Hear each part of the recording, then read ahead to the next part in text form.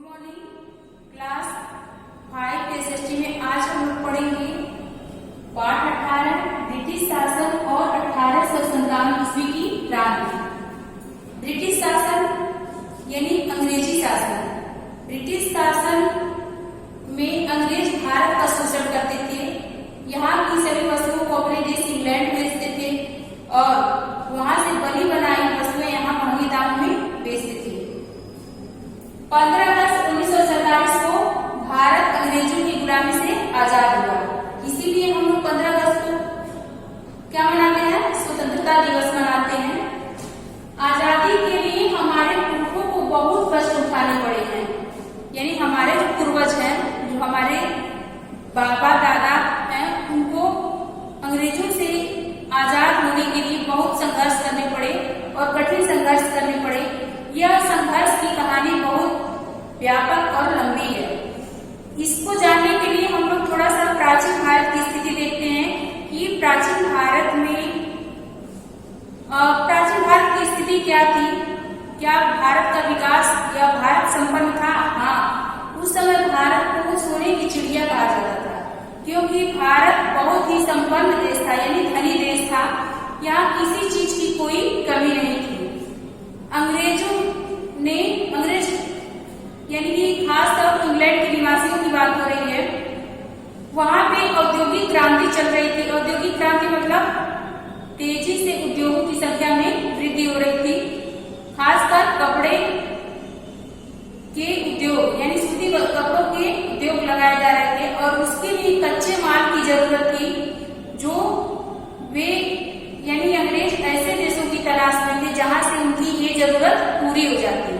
और इसी तरह का देश हमारा भारत था, जहां कृषि बहुत उन्नत दशा में था। आगे हम लोग जानेंगे कि कैसे भारत में अंग्रेज आए, क्या करने आए और क्या करने लगे। उस समय भारत को सोने की चिड़िया कहा जाता था। कौन कहते थे? यूरोप के देश के लोग। यूरोप के जितने भी देश थे वे भारत को क्या कहते थे? सोने की चिड़िया। क्यों? क्योंकि भारत उस समय बहुत धनी था और भारत में यूरोप के देशों के लोग व्यापार करने आते थे। यहाँ से भारत से क्या क्या चीजें खरीदते थे वे? यूरोप के देशों के लोग गरम मसाले, मलमल और हाथी के दांत आदि वस्तुएं यहाँ से ले जाते थे अपने देश से। यूरोप के देश क्या क्या ले जाते थे? गरम मसाले, मलमल और हाथी के दांत। यहाँ के कच्चे माल और धन दौलत से प्रभावित होकर यूरोप के देश भारत पर अधिकार जमाने की होड़ करने लगे। भारत चूंकि कृषि प्रधान देश था शुरू से ही और यहाँ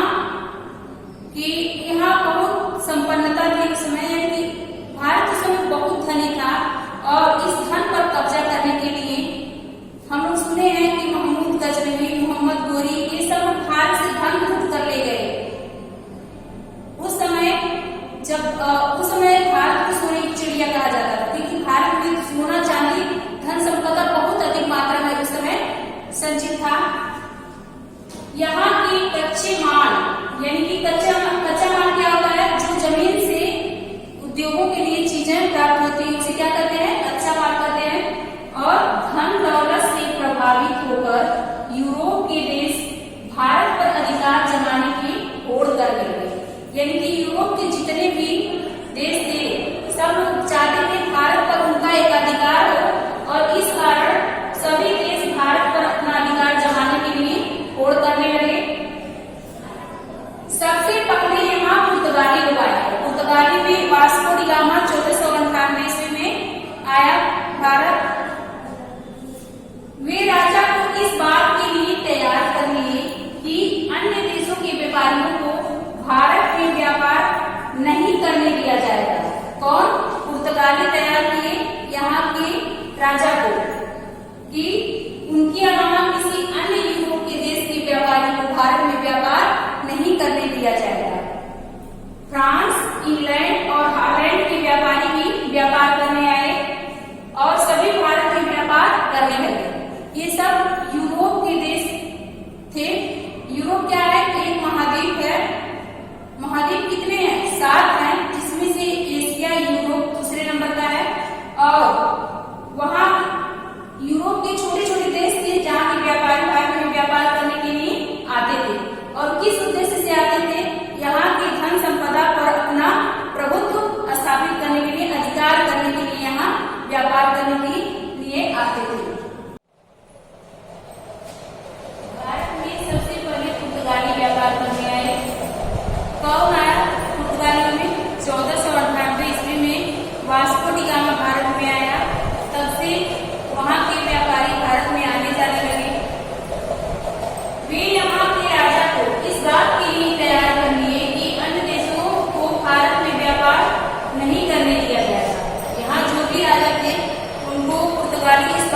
तैयार किए कि अन्य यूरोपीय देशों के व्यापारियों को यहाँ व्यापार नहीं करने दिया जाएगा।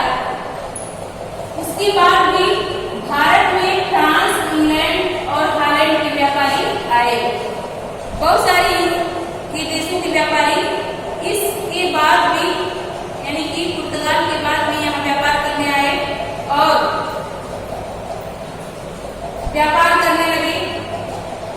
ये सभी कंपनियां स्थापित किए व्यापार करने के लिए, अपनी अपनी कंपनियां स्थापित किए। जैसे फ्रांस के जो व्यापारी थे फ्रांसीसी ईस्ट इंडिया कंपनी की स्थापना किए।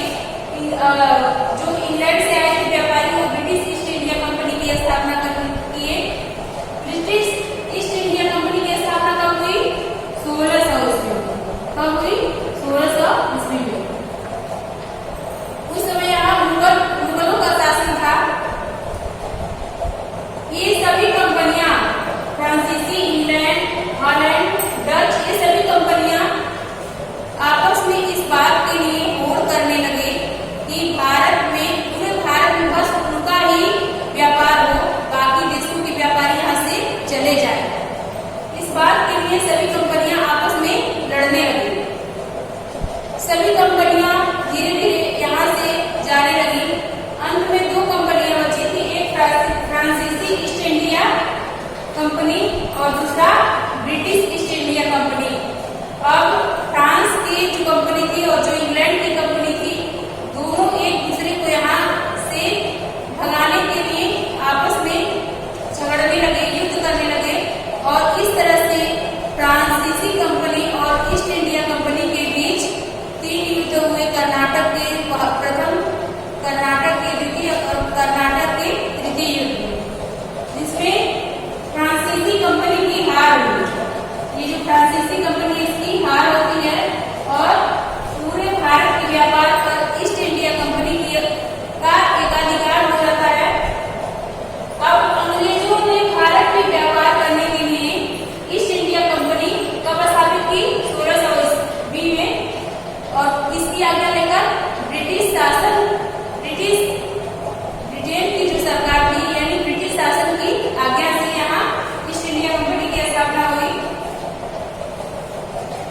सामान रखने के लिए इस कंपनी ने सूरत, मद्रास, कलकत्ता और मुंबई में गोदाम बनाए। कौन? ईस्ट इंडिया कंपनी ने व्यापार की वस्तु को रखने के लिए सूरत, मद्रास, कलकत्ता और मुंबई में गोदाम बनाए और उन गोदामों की रक्षा के लिए किले भी बनाना शुरू किए। किले क्या होते हैं? लंबी मोटी दीवार को क्या कहते हैं? किला कहते हैं। घेराबंदी यानी कि किले बनाना शुरू किए। गोदाम के चारों लंबी दीवार चलाने लगे और इन किलों में अब क्या रखा जाने लगा? हथियार और सैनिक रखे जाने लगे। मुगल साम्राज्य के निर्बल हो जाने पर भारत में राजा और नवाब स्वतंत्र हो गए। इधर भारत में किसका शासन था? मुगलों का शासन था। मुगलों के राजा जो थे बहादुर शाह थे, वो 70 वर्ष के बूढ़े हो चुके थे और वे निर्बल हो चुके थे, जिसके कारण भारत में जो उनके अधिक राजा और नवाब थे वो अपने आप को स्वतंत्र घोषित किए और स्वतंत्रता से अपने क्षेत्र में शासन करने लगे। इस तरह भारत में बहुत छोटे छोटे राजा राज्य करते लगे। बंगाल में उस समय वीर और देशभक्त नवाब सिराजुद्दौला था राजा। इस समय जब अंग्रेज कलकत्ता, सूरत, बंगाल और मद्रास में किले बनवा रहे थे। किले क्यों बनवा रहे थे? व्यापारिक वस्तुओं की रक्षा के लिए गोदाम बना रहे थे। व्यापारिक वस्तुओं को रखने के लिए गोदाम बनाए थे और उन गोदामों की रक्षा के नाम पर किले बनवाना शुरू किए, जिसमें उसने सैनिकों को और हथियारों को रखना शुरू किया। इस बात की जानकारी वीर और देशभक्त नवाब सिराजुद्दौला को लग गया। सिराजुद्दौला कंपनी द्वारा बनाए जा रहे किले और उसमें एकत्र सेना का विरोध किया। व्यापार की वस्तुओं को रखने के उद्देश्य से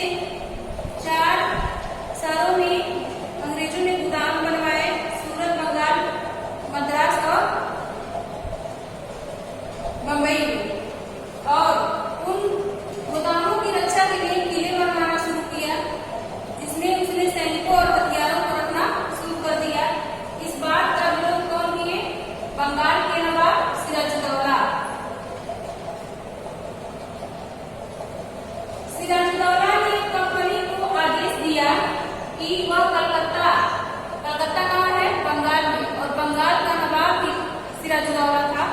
वहाँ अंग्रेजों ने कलकत्ता में जो किले बनवाए थे उसमें तोपखाने थे।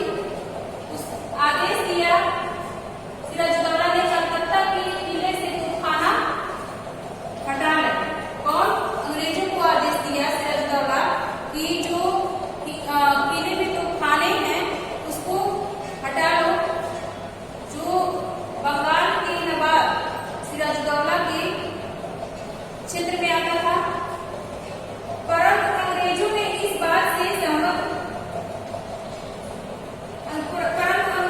बात को न मानी या इस बात से सहमत नहीं हुए।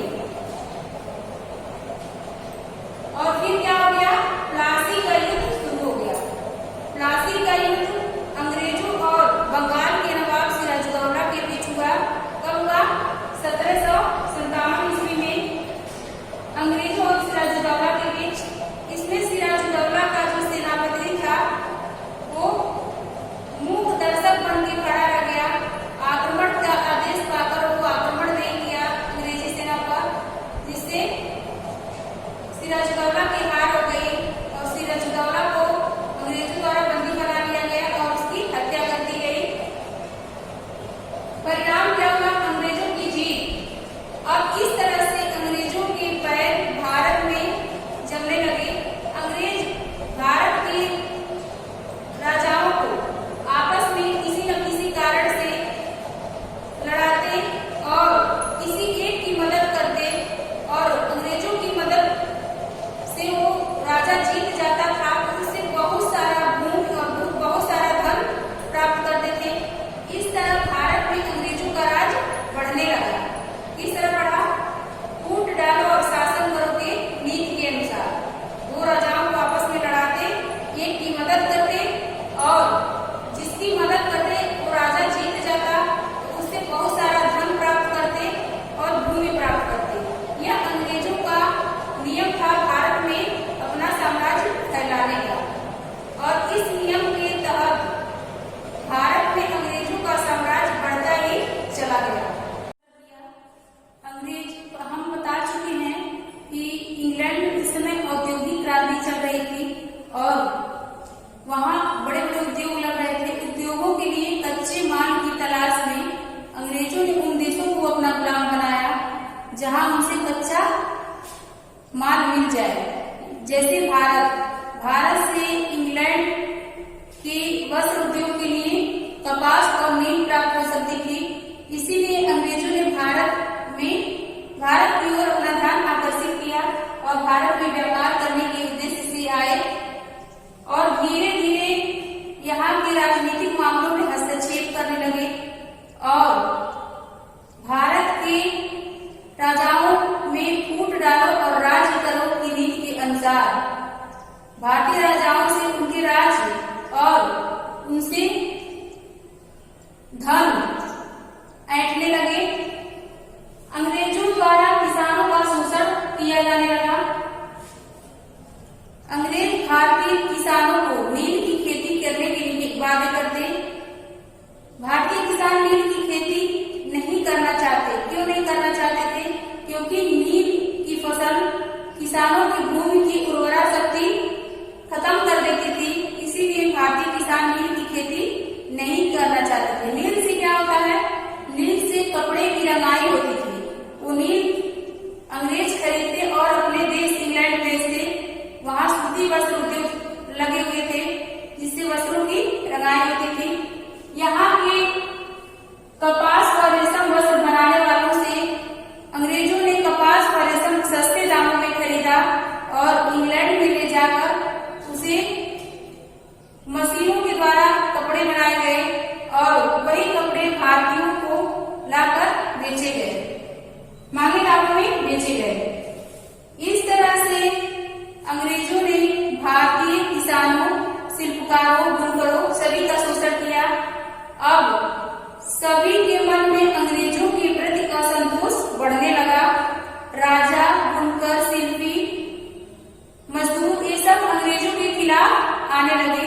फलस्वरूप 1857 का प्रथम स्वतंत्रता संग्राम हुआ या 1857 का विद्रोह हुआ जो अंग्रेजों के विरुद्ध था। 1857 की क्रांति। अंग्रेजी सेना के भारतीय सैनिकों ने इस क्रांति में भाग लिया। यूं कहा जाए तो इस क्रांति की शुरुआत अंग्रेजी सेना के भारतीय सैनिकों ने की। क्रांति की पहली चिंगारी मई 1857 को मेरठ की छावनी में टूट पड़ी। मेरठ की छावनी में भारतीय सिपाहियों ने विद्रोह कर दिया। क्यों विद्रोह किया, उसके पीछे एक कारण था, तात्कालिक कारण जिसे माना जाता है। उस समय एनफील्ड राइफल नाम की एक नई कारतूस आई थी, जिसको चलाने से पहले उसमें लगी कारतूस को दांत से खींचना पड़ता था और ऐसा माना जाता था कि उस कारतूस में गाय और सूअर की चर्बी लगी है।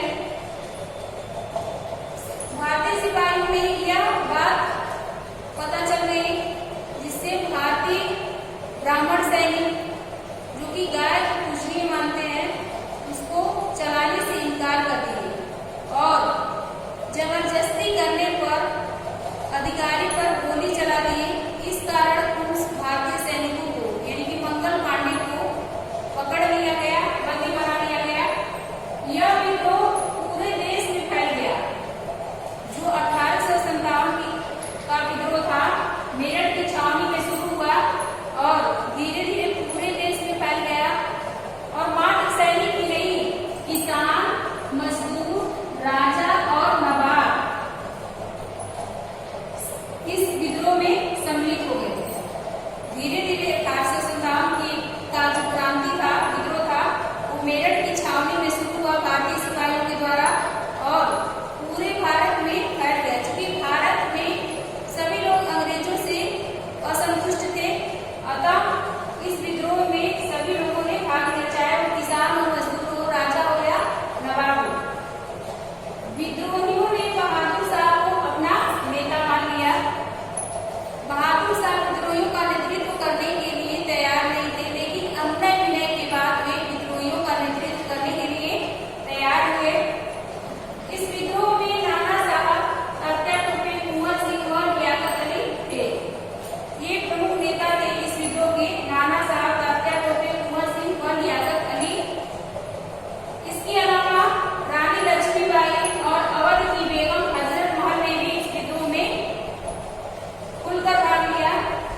मंगल पांडे जो बंदी बना लिए गए थे, इस विद्रोह का असर कुछ दिनों तक रहा और कुछ दिन बाद इसका असर कम होने लगा और मंगल पांडे को फांसी दे दी गई। इस तरह से जहां तहां ये विद्रोह शांत होने लगा। ये विद्रोह सफल तो नहीं हुआ, लेकिन इसके बहुत अच्छे प्रभाव भारतीयों के मन में भी पड़े और अंग्रेजों के मस्तिष्क में भी पड़े।